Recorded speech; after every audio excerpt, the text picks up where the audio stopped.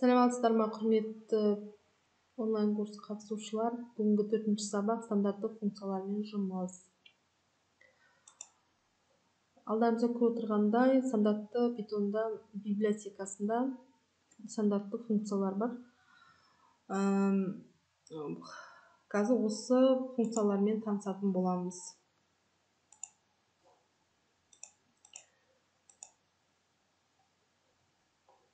Жақсы. Python бағдарламасын іске қосып, бұл стандарттық функциялармен жұмыс жасау барысында біз міндетті түрде Python бағдарламасында import деп библиотеканы шақырамыз. Import maths. Мысалы, берілген сан, а саны берілді дейік. Бүтін сан, int дегенде бүтін сан. Одан кейін input жазамыз. Бұл енгізу функциясы. Сан енгізу мақсатында осы мені енгіземіз. Немесе осының ішіне жазамыз деді. Сан енгіз деп. Сан енгіз деп жазамыз. Және осы санның экранға шығарамыз.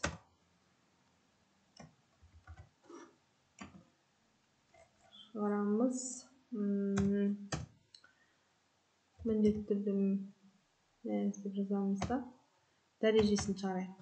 Осы санның дәрежесін а санының нешінші дәрежесін шығару керек, қасына көрсетеміз. Мысалы, аға біз 5 деген санды енгізсек, 5-тің екінші дәрежесі деген іске қосамыз. Run модуль бізде сақтауды сұрайды. Ары қарай келгенде бір санын сақтай қояйық. Жұмыс бөлімінде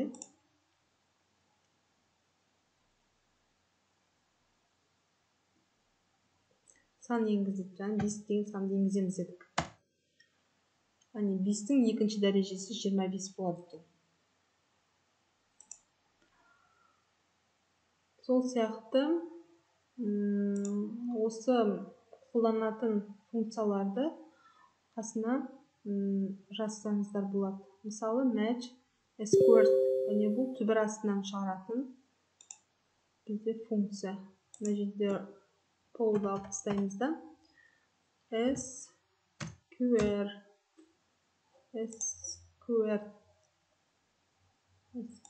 болады екен. А санының түбір астынан шығаратын функция. Енді а саныны қандай? Жоғары сан енгізейік, 16 деген санды енгізсек, түбір астында 4 деген мәнін шығарады. Бұл бізде түбір астында. Сосын факториал. Факториалды білетін шығармыз. Мысалы, 5 деген санды енгізетін болсақ,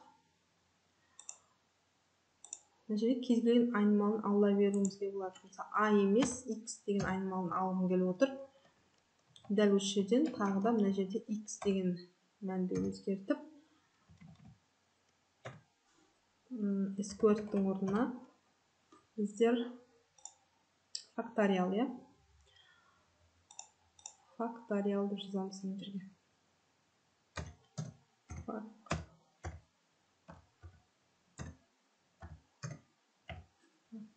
Факториалды жаздық. Енді осы жазған кодымызды іске асырамыз. Санды енгізейді. Біз 5 деген санды енгізгенде 120 деген санды. Бұл 120 деген санды түсінікті шығар, қалай шыққанын. 1-ді 2-ге көбейтеді, 2-ні 3-ге көбейтеді. 3-ті мысалы 1 көбейту 2, факториалымыз қалай жұмыс жасайды? 3 көбейту 4 көбейту 5. Бізде 120 деген сан шықты. Ал енді осы дәл осылай 10 санының факториалы неше болады? 3.628.800 дейді. Дәл осылай тексеріп қарасаңыздар болады. Дұрыс жасап тұрмын екен.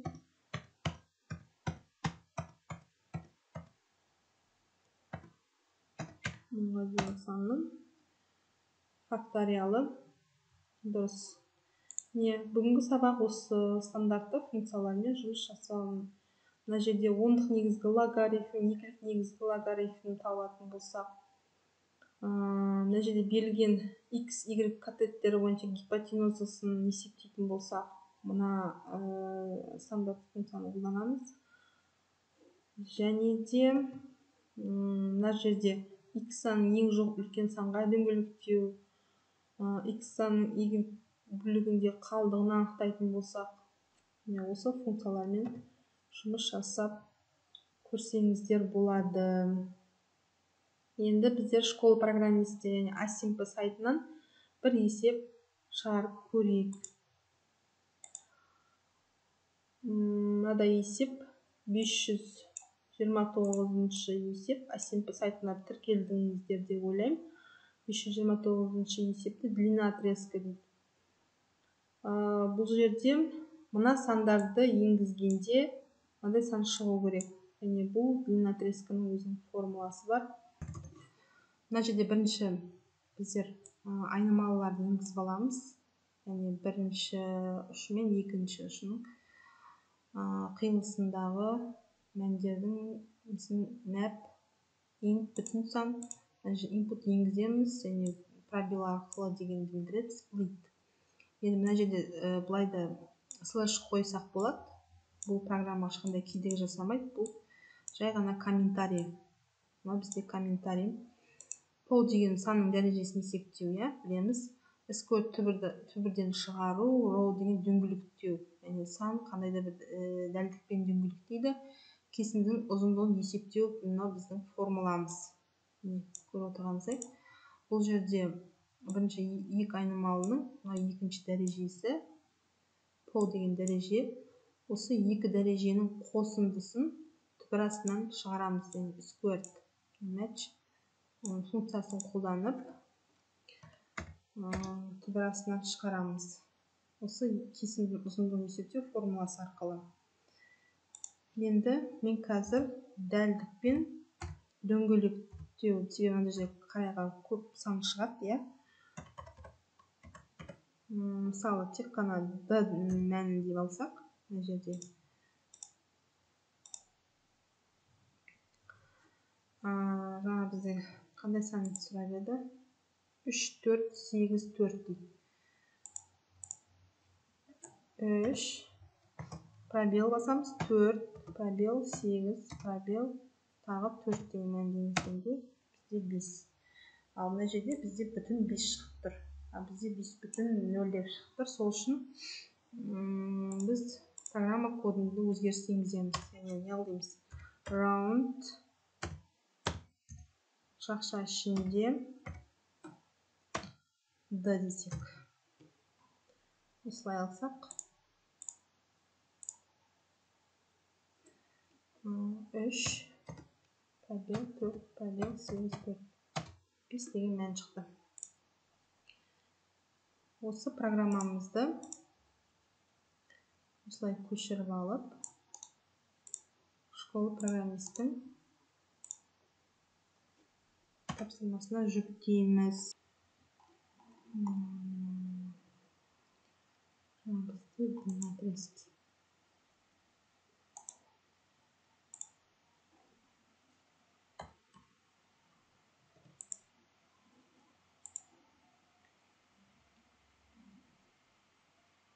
Міне шықты. Назар қойып тыңдағандарыңызға рахмет.